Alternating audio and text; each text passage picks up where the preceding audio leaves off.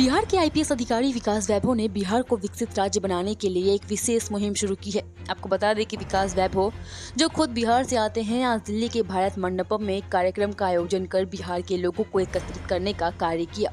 इस मौके पर उन्होंने कहा कि बिहार को विकसित राज्य बनाना हमारा लक्ष्य है। उन्होंने ये भी जोर दिया कि बिहार में हर प्रकार के उद्योग धंधों को बढ़ावा दिया जाना चाहिए और युवाओं को रोजगार के अवसर प्रदान किए जाने चाहिए। बता दें आपको कि विकास वैभव का ये प्रयास बिहार के विकास और युवाओं को सशक्त बनाने की दिशा में एक प्रेरणादायक कदम है। आइए सुनते हैं कि एक आईपीएस अधिकारी ने इस मुहिम की शुरुआत क्यों की है और उनके विजय में बिहार का भविष्य कैसा दिखता है। बिहार के रहे वाले ही जी। सर, जिस तरह से वैभव जी ने आज इतना बड़ा कार्यक्रम किया और बिहार को विकसित बनाने के लिए 2047 में जिस तरह से मोदी जी मिशन चला रहे हैं कि 2047 में भारत को विकसित बनाना है, उसी मुहिम पर वैभव जी ने आज इस कार्यक्रम क्या कहेंगे इसको? और उसका संचालन भी पाटलिपुत्रा और मगध से ही होता था। जब बिहार की धरती ऐसी पराक्रमी धरती रही है कि जहाँ के डर से कृष्ण को भी अपनी राजधानी को मथुरा से द्वारका ले जाना पड़ा था। जरासंध की ताकत का वो भय था।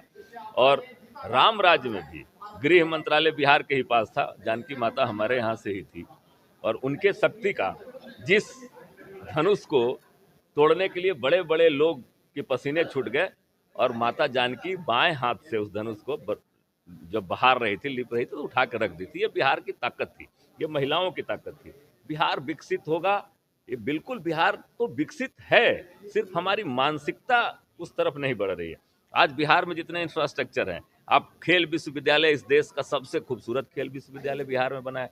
आप जाकर वहाँ देखिए, इससे अच्छा कन्वेंशन सेंटर राजगीर और गया में बना हुआ है, आप वहाँ जाकर देखिए। इससे बड़ा बापू सभागार से लेकर सारी चीज़ें हैं।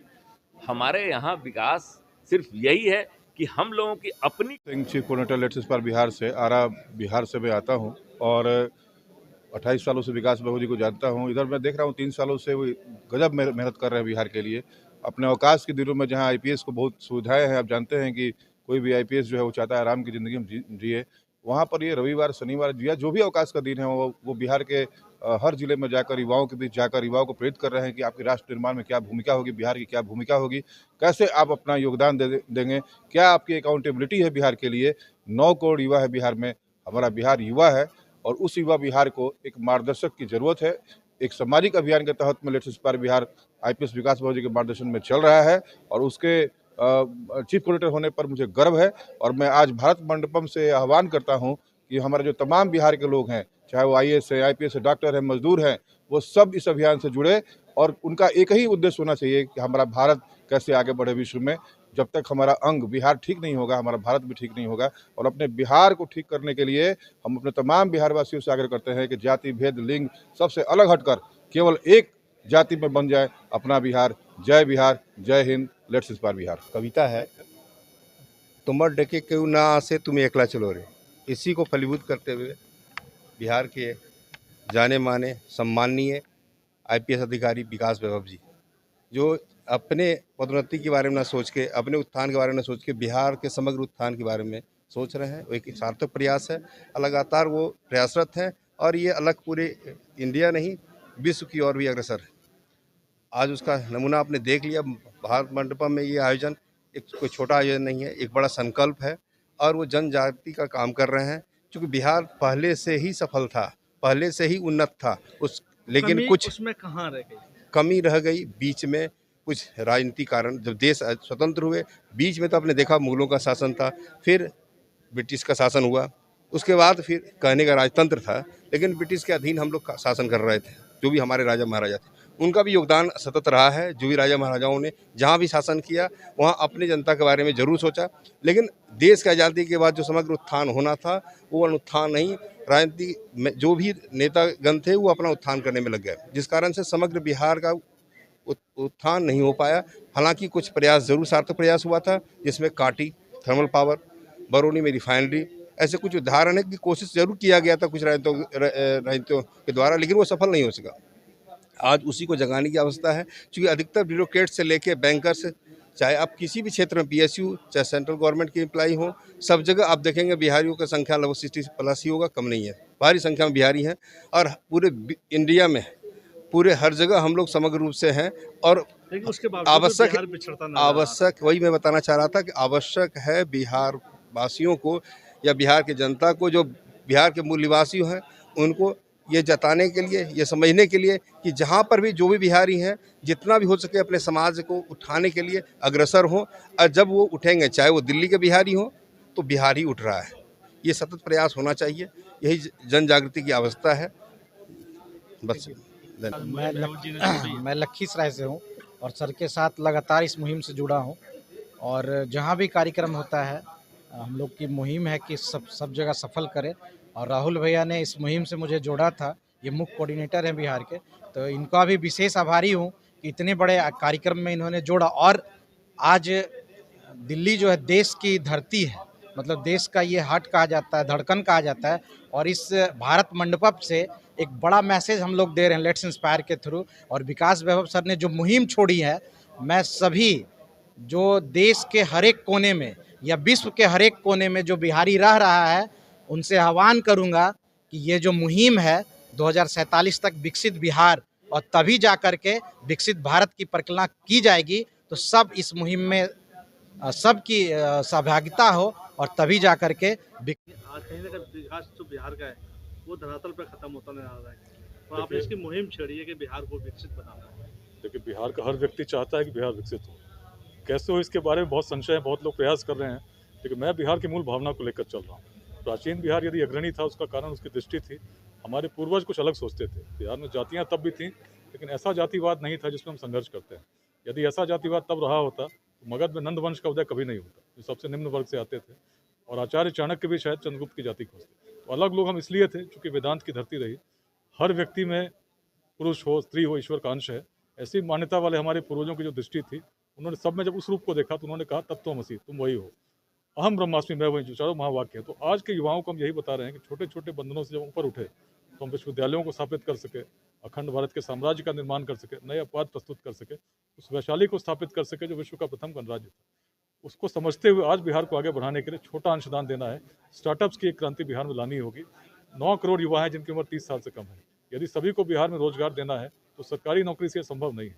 किसी पार्टी की सरकार आए तो शायद 1% लोगों को दे पाएगी। यदि बिहार को वास्तव में बढ़ना है तो हर व्यक्ति को अपना दायित्व समझते हुए, चाहे हम सरकारी नौकरी में, हम प्राइवेट नौकरी में, हम कुछ करते हो, यदि हम सक्षम हैं, थोड़ा अंशदान देना होगा। तो इस प्रयास में आज लगभग 22 निःशुल्क शिक्षा केंद्र पूरे बिहार में चल रहे हैं। 250 से फ्री मेडिकल कैंप्स लग चुके हैं और 350 से अधिक स्टार्टअप इस अभियान के साथ जुड़कर आगे बढ़ रहे हैं। संकल्प है 2028 तक हर जिले में कम से कम 5 स्टार्टअप सफल हों, जिसमें 100 लोगों को रोजगार मिलता हो, और 2047 में एक ऐसा विकसित बिहार बने जिसमें शिक्षा के लिए, रोजगार के लिए, स्वास्थ्य के लिए किसी को बाहर जाने की आवश्यकता नहीं हो। आज जो कॉन्क्लेव आयोजित हुआ है, इसमें अनेक पैनल्स हैं, जिसमें अनेक विषयों पर विजन लेकर लोग आए हैं। लेकिन अगर बात करें राज्य के विकास की, तो जनता अपने नेता चुनकर भेजती है, लेकिन वही काम नेता नहीं करते कि राज्य में विकास किया जाए। मजबूर है कि जनता फिर कहीं बाहर जाती है। नहीं, देखिए ऐसी बात नहीं है। राजनीति में अच्छे लोग आए, ईमानदार लोग आए, निस्वार्थ लोग आए, स्वागत योग्य आने भी चाहिए, आने का प्रयास भी करना चाहिए। लेकिन बिहार में जिस परिवर्तन की हम लोग बात करें, केवल राजनीति से संभव नहीं। इसमें एक सामाजिक, सांस्कृतिक और शैक्षणिक परिवर्तन की आवश्यकता है। इसमें छोटे छोटे खंडों से ऊपर उठकर हम लोग आगे बढ़ें, यही प्रयास है लेट्स इंस्पायर बिहार। इसमें सभी को हम लोग आह्वान करें, तो संविधान में हमारा निहित कर्तव्य है कि राष्ट्र के उन्नयन के लिए सभी लोग आगे आएँ, प्रयास करें, थोड़ा थोड़ा अंशदान हम लोग दें। लेकिन जब वही मोदी जी 2047 का विकसित भारत, तो वही मुहिम आप भी साथ लेके चल रहे हैं। तो राष्ट्र तो एक दिशा में चलनी चाहिए। और सीधी बात है कि अगर विकसित भारत का संकल्प लेकर हम बढ़ रहे हैं, यदि बिहार विकसित नहीं हुआ तो भारत कैसे विकसित होगा। और बिहार यदि अपनी मूल क्षमता के साथ, जिसके लिए प्राचीन काल से जाना गया, जागृत हो गया, जैसे सम्राट अशोक के स्तंभ पर हम सुसुप्त सिंह को देखते हैं, वो अगर जागृत हो गया तो सोचिए बिहार की स्थिति क्या होगी और भारत किस रूप में आगे बढ़ेगा। इसी संकल्प को हम लोग हर बिहार के युवा तक पहुँचाने का काम कर रहे हैं। Thank you. ये आज दिल्ली के ऐतिहासिक भारत मंडपम में हमारा बिहार विजन 247 जो आयोजन किया है, उसमें लोगों का उत्साह देख के लग रहा है कि हमारा बिहार बहुत जल्दी एक बहुत बड़ा इतिहास खड़ा करेगा। जैसा कि आप लोग जानते हैं कि ये नॉन पॉलिटिकल प्लेटफॉर्म है और इसमें काफ़ी लोगों की जानकारी नहीं थी कि इस टाइप का भी कोई अभियान है जिनमें हम स्वैच्छिक योगदान कर सकते हैं, चाहे शिक्षा हो, स्वास्थ्य हो, रोजगार हो, स्किल डेवलपमेंट ट्रेनिंग है। फिर अभी हम नया स्पोर्ट्स पे पैनल बनाए जो एक फर्स्ट टाइम ऐड किए हैं। यहाँ अभी हमारे पास सुनीता गोदरा मैम आएंगी, मदन शर्मा जी आएंगे, शिखर धवन के कोच, और पीयूष जैन जी आएंगे, फिजिकल एजुकेशन ऑफ इंडिया का। मोदी जी का विजन है 2032 में ओलंपिक कराने का, उसमें हम लोग प्रयास कर रहे हैं जो बिहार में कैसे खेलों का विकास करा जाए। इसके लिए हमने पैनल बनाया। अभी आप लोगों ने देखा होगा जैसे ये 1.5 लाख मेंबर हमारे जुड़ गए हैं और बहुत आज खुशी मिल रही है जो दिल्ली एनसीआर में भी लोग चढ़ बढ़ के हिस्सा ले रहे हैं। और निश्चित तौर पे हम बहुत जल्दी एक इतिहास रचेंगे और आप सबके सामने आप सबके सहयोग से बिहार की छवि भी आएगा। धन्यवाद। मैं दिल्ली एनसीआर का चीफ कोऑर्डिनेटर हूँ। जिस तरह से बिहार को एक मंच पर इकट्ठा किया, बहुत ही खुशी हो रही है और सबसे बड़ी बात है कि आइए मिलकर प्रेरित करें बिहार। आज विकास वैभव सर का और हमारे इंद्र मोहन जी का ये बहुत बड़ा योगदान है कि यहाँ पे जितने सारे लोग आए हैं, इनके प्रेम और सभी का समर्पण कहें बिहार के प्रति, और जो एक अनुभूति हो रही है अभी, वो शब्दों में कह पाना तो मुश्किल है, पर मैं गायिका हूँ, अभी मेरा गायन भी होना है और आप सब सुनेंगे अभी 5 से 6 बजे। कलाकार बात भी कहता है तो आवाज सुर में सुना। सबसे बड़ी बात है कि हम भारतीय हैं और भारत बिहार के बिना कुछ न था और ना होगा और न रहेगा। इसलिए बिहार एक जो कहते हैं ना कि न्यू है, वो न्यू है जो हर देश ही नहीं बल्कि विदेशों में भी अपनी इतनी तन्मयता के साथ अपने लोगों को खड़ा रखा है कि मंजिल वहाँ दिखती है। तो हम जब चलते रहेंगे, बिहार है, बिहार रहेगा और बिहार प्रगति भी करेगा।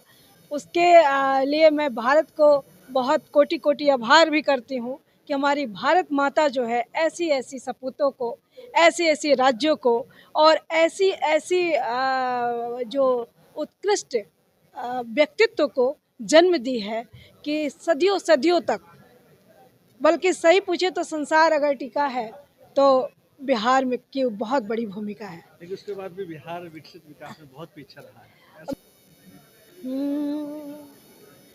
सुंदरा सुभूमि भैया भारत के भूमि बाड़े, ओही में बसला मोर बिहार रे बटोहिया से, ओही में बसला मोर बिहार रे बटोहिया। लव कुश के जन्म भूमि, गांधी जी के कर्म भूमि।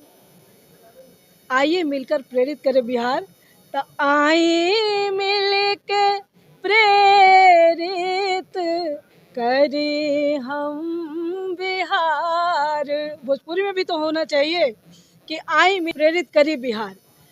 सबसे बड़ी बात है कि हम लोग देश से विदेशों तक, विदेश के लोग आते रहे। भारत मंडपम में उद्योग विभाग का भी कार्यक्रम किया, उसमें मेरा गायन था। शारदा दी को हम लोगों ने उसमें, जिसे विदेश में विदेशिया गायन के लिए मॉरिशस के राष्ट्रपति कैलाश प्रयाग जी ने सम्मानित किया था। नीतू कुमारी नूतन, और यहाँ भी प्रेसिडेंट अवार्डी हूँ। तो लोग जब जन जन की बात जागृति हो जाती है, और ये मुझे लगता है कि आइए मिलकर प्रेरित करें बिहार। आज जो भारत मंडपम में इतनी ऐतिहासिक कार्यक्रम में हम लोग जुटे हैं, तो इसमें बहुत बड़ी जो बात है वो बिहारियों की बात है, उनकी आत्मीय लगाव की बात है। और हमें लगता है कि जिस उद्देश्य से और जिस उत्कृष्टता से एक तरह से हम जो इस अभियान से जो भी जुड़े हैं, वो बड़े ही तन्मयता से कार्य कर रहे हैं। और 47 तो एक हमेशा से लड़ाई मेरी चलती रही है। मैंने कला विश्वविद्यालय की भी मांग की बिहार में, और वो भी पास हो गया है। 300 करोड़ बजट उसकी पास है और कला विश्वविद्यालय भी बनेगा। तो हमें लगता है कि जो कार्यक्रम के जो कलाकार हैं, वो जितनी विद्वता उनमें है उनको जगह मिलेगी। प्यून से लेकर के और डीन और वाइस चांसलर तक के जब सारे लोग स्थापित होंगे तो बिहार उसमें भी नाम रोशन करेगा। क्योंकि बिहार नालंदा विश्वविद्यालय जो लोग समर्पित भाव से काम कर रहे हैं, जितने सारे लोग हमारे सर हैं और